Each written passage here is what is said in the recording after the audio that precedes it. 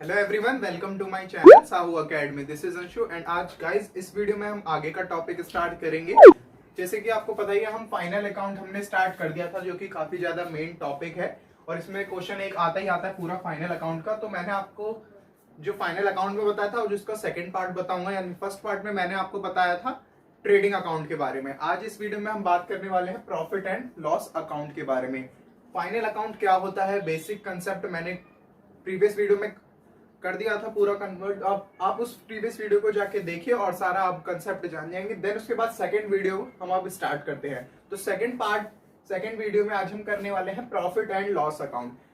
Guys ज्यादा से ज्यादा एक बार वीडियो को शेयर कर दीजिए और चैनल को भी सब्सक्राइब कर लीजिए और बेल आइकन को प्रेस करके साथ ही साथ चलिए अब हम स्टार्ट कर लेते हैं। प्रॉफिट एंड लॉस अकाउंट क्या होता है, तो हम कर रहे थे फाइनल अकाउंट यानी जब सारा हमारा काम हो जाता है हम ये बनाते हैं ईयर एंड में, जिसे हम कहते हैं फाइनल अकाउंट। इसमें तीन चीजें हम पढ़ने वाले हैं। पहली चीज trading account, then P&L account यानी profit and loss account, last में हम इसमें पढ़ने वाले हैं बैलेंस शीट। ठीक है, तो हमने ट्रेडिंग अकाउंट कर लिया है। ट्रेडिंग अकाउंट मैंने बता दिया था, अगर आपने नहीं देखी तो प्रीवियस वीडियो आप देख लीजिएगा। देन उसके बाद प्रॉफिट एंड लॉस अकाउंट इस वीडियो में हम आज करने वाले हैं। देन नेक्स्ट में हम करेंगे बैलेंस शीट को। तो अब ये प्रॉफिट एंड लॉस क्या है, अब इसे समझते हैं। प्रॉफिट एंड लॉस क्या होता है या प्रॉफिट एंड लॉस अकाउंट में क्या हम निकालते हैं या वो क्या है।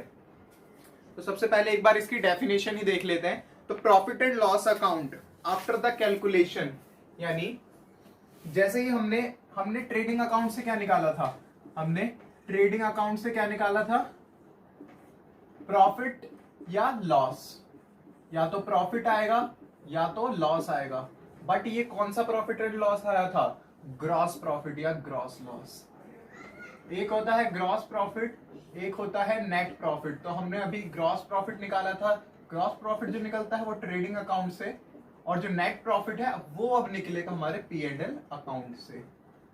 तो ट्रेडिंग एंड लॉस अकाउंट से जो भी हमारा ग्रॉस प्रॉफिट या ग्रॉस लॉस आया उसे हम कर देते हैं ट्रांसफर हम कर देते हैं उसे अपने P&L अकाउंट में।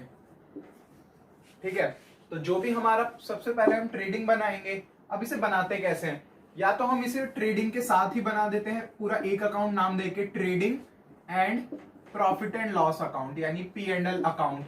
या पहले ट्रेडिंग बनाना है, उसके बाद जो ट्रेडिंग का हमारा ग्रॉस प्रॉफिट या ग्रॉस लॉस आया उसे हम ट्रांसफर कर देंगे P&L अकाउंट में। अब इसे कैसे करना है अब ये देखते हैं। तो हमारा ग्रॉस प्रॉफिट या ग्रॉस लॉस आ गया। देन उसके बाद जो हमारा नेक्स्ट स्टेप है वो स्टेप है हमारा, उसका फॉर्मेट एक बार देख लेते हैं कैसे ये करते हैं।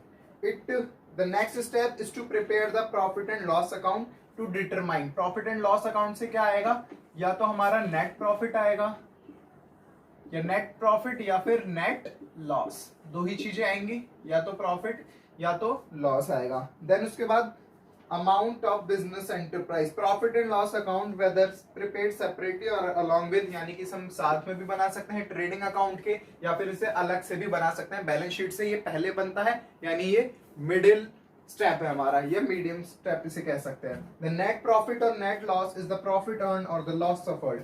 अब ये नेट प्रॉफिट या नेट लॉस हम कैसे निकालते हैं ये समझते हैं। सबसे पहले हमने बनाया था ट्रेडिंग अकाउंट। ट्रेडिंग अकाउंट हमने कुछ इस तरह बनाया था, particulars amount, date particulars amount.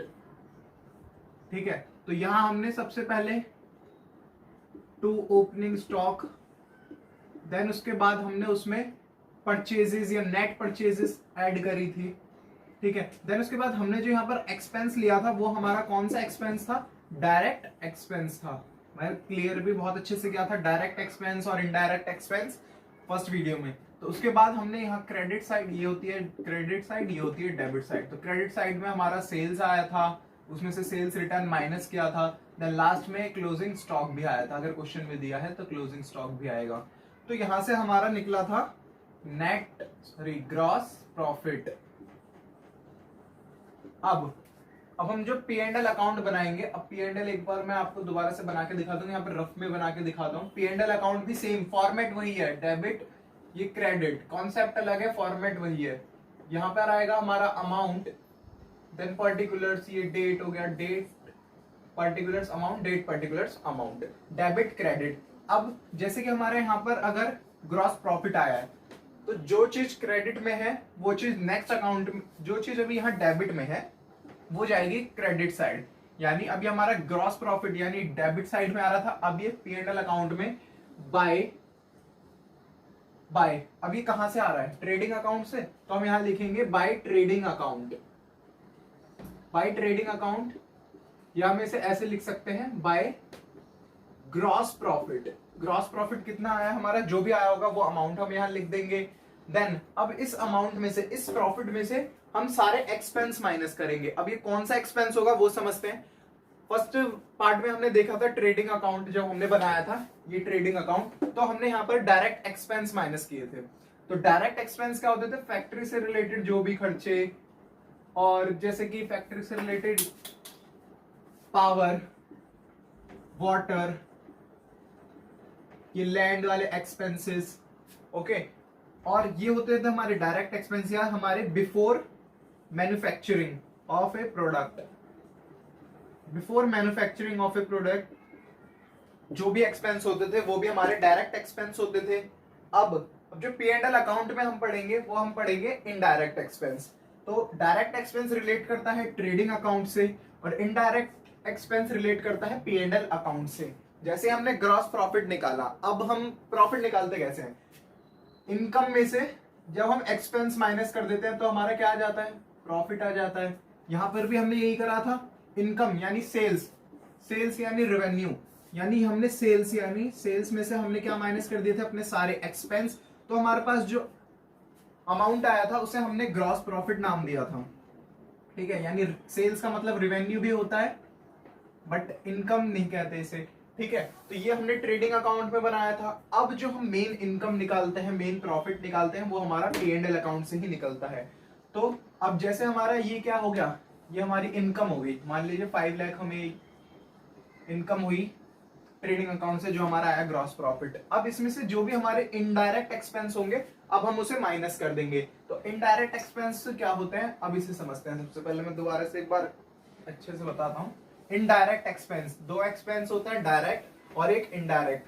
तो मैंने दोनों को समझा भी दिया था बट एक बार मैं अभी दोबारा बता देता हूँ कि इनडायरेक्ट एक्सपेंस क्या होते हैं। तो इनडायरेक्ट एक्सपेंस होते हैं एक्सपेंस जो कि रिलेटेड है हमारे ऑफिस से, यानी बिजनेस के ऑफिस से, नॉट फैक्ट्री से। फैक्ट्री वाले जितने एक्सपेंस थे वो क्या थे, हमारे डायरेक्ट एक्सपेंस, और जो ऑफिस वाले एक्सपेंस है वो हमारा क्या हो जाएगा, इनडायरेक्ट एक्सपेंस। जैसे कि मैनेजर को सैलरी दी हमने, अगर वर्कर को सैलरी देते हैं उसे क्या कहते हैं, वेजेस, ठीक है। बट अब हमने यहाँ पे मैनेजर को सैलरी दी, मैनेजर को कमीशन दिया, तो ये क्या है, ऑफिस का काम है। मैनेजर कहां पर होता है, ऑफिस में बैठ होता है। फैक्ट्री में कौन काम करता है, लेबर, ठीक है। तो अब सैलरी हमने अगर पे करी, लाइट, दो चीजें होती है, दो वर्ड हैं, मीनिंग अलग अलग है, राइट, लाइट, और एक होता है पावर, जिसे हम इलेक्ट्रिसिटी बोलते हैं, और एक को पावर। तो पावर हमारी यूज होती है फैक्ट्री में। पावर जब हम बहुत ही ज्यादा अमाउंट में या कहीं कैपेसिटी में इलेक्ट्रिसिटी को यूज करते हैं तो उसे पावर कहते हैं। और ज्यादा इलेक्ट्रिसिटी हमें कहाँ चाहिए, फैक्ट्री में चाहिए, बड़ी बड़ी मशीनों को चलाने के लिए। ऑफिस में तो नीचे ऑफिस में क्या चलेगा, एक एसी चल जाएगा, फैन चल जाएगा और कुछ चीजें चल जाएंगी, बट तो वहां पर हमारा इलेक्ट्रिसिटी, तो इलेक्ट्रिसिटी चार्जेस जो भी होंगे वो भी हमारा इनडायरेक्ट एक्सपेंस होगा। और एक बार एग्जांपल देते हैं इनडायरेक्ट एक्सपेंस के। तो जो एडमिनिस्ट्रेटिव से खर्चा होता है, यानी एडमिनिस्ट्रेटिव क्या होता है, एडमिनिस्ट्रेशन यानी ऑफिस का वर्क, जैसे कि स्कूल या कॉलेज का जो ऑफिस या एडमिनिस्ट्रेशन होता है उसका जो वर्क होता है, तो ये सारे जितने भी एक्सपेंस होंगे वो इनडायरेक्ट एक्सपेंस होंगे। देन अगर कोई मेंटेनेंस का है, जैसे हमने कुछ मेंटेनेंस कराई, अपना मेंटेनेंस कराया हमने, ऑफिस को रेनोवेट कराया, ठीक है, उसमें जो हमारा एक्सपेंस आया मेंटेनेंस में वो भी हमारा क्या होगा, इनडायरेक्ट एक्सपेंस होगा। देन उसके बाद हमने कुछ रिपेयर करवाया अपने फर्नीचर को, या किसी फर्नीचर पे हमने डेप्रिसिएशन लगाया, तो ये सब क्या है हमारा, ये इनडायरेक्ट एक्सपेंस है। देन उसके बाद अब हमने डायरेक्ट में पढ़ा था कि बिफोर मैन्युफैक्चरिंग, मैन्युफैक्चरिंग से पहले का जो भी एक्सपेंस था। अब जो मैन्युफैक्चरिंग के बाद का एक्सपेंस होगा वो हमारा इनडायरेक्ट एक्सपेंस होगा। जैसे कि हमने एक गुड्स बनाया, मान लीजिए वुड बनाई हमने, वुड से हमने एक चेयर बनाई। अब इस चेयर को बेचने के लिए मार्केट में हमने अपने एक एजेंट को हायर किया, हमने उसे कमीशन दिया कि अगर वो हमारा वो चेयर बेच दे जो कि 10,000 रुपए की है, अगर वो इस चेयर को 15,000 रुपए में बेच दे तो हम उसको कमीशन दे देंगे 1,000 रुपए का।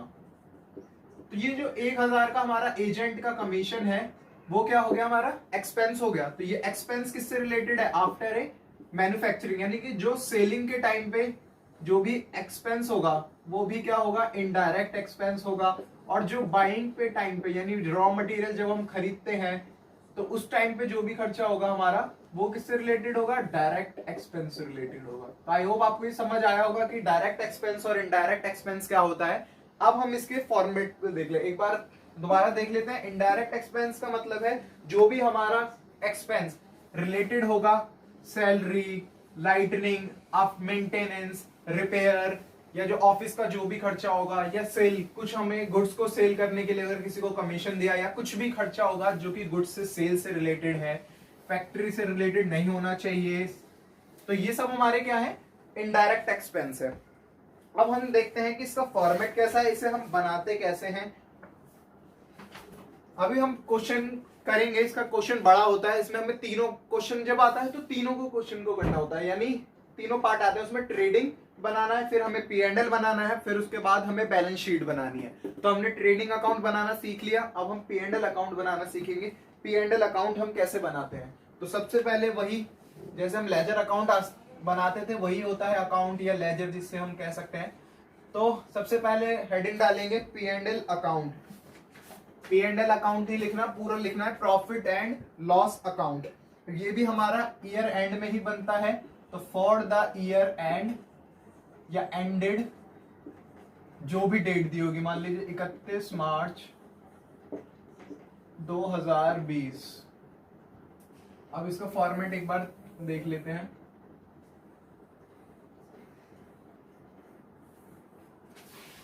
फॉर्मेट सबका सेम ही है, वही डेट, यहां पर आएगा डेबिट, फिर क्रेडिट, देन उसके बाद सबसे पहले आएगी डेट, पर्टिकुलर्स, वही LFJF अगर बनाना चाहो तो वो भी बना सकते हैं। तो डेट आएगी, पर्टिकुलर्स आएंगे, देन उसके बाद यहाँ पर अमाउंट आएगा, सेम डेट, पर्टिकुलर्स और अमाउंट। बहुत से क्वेश्चन में डेट दी भी नहीं होती है तो डेट का कॉलम बनाने की जरूरत नहीं है, सीधा पर्टिकुलर्स और अमाउंट हम डाल सकते हैं। तो अमाउंट ये हो गया, पर्टिकुलर्स ये हो गई डेट, ये फिर अमाउंट, ये फिर पर्टिकुलर्स और ये फिर से अमाउंट। अब हमें इसे कैसे करना है, सबसे पहले मैंने क्या बताया था, जो भी हमारा ग्रॉस प्रॉफिट आया था, ग्रॉस प्रॉफिट या ग्रॉस लॉस, मान के चलते हैं हमारा ग्रॉस प्रॉफिट आया था ट्रेडिंग अकाउंट में, तो वहां हम लिखते थे ट्रांसफर्ड टू, हम लिखते क्या थे, transferred to profit and loss account या P&L अकाउंट।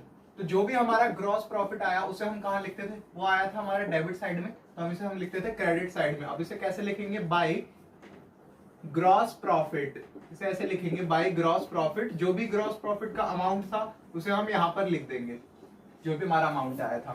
देन ये तो हमारा हो गया ग्रॉस प्रॉफिट। अब क्वेश्चन में हमें बहुत सी चीजें दी होंगी, हमारा एक्सपेंस भी हुआ होगा, उसके बाद इनकम भी हुई होगी, तो हम कैसे उसे करेंगे, कुछ एग्जांपल से एक बार हम इसे समझते हैं।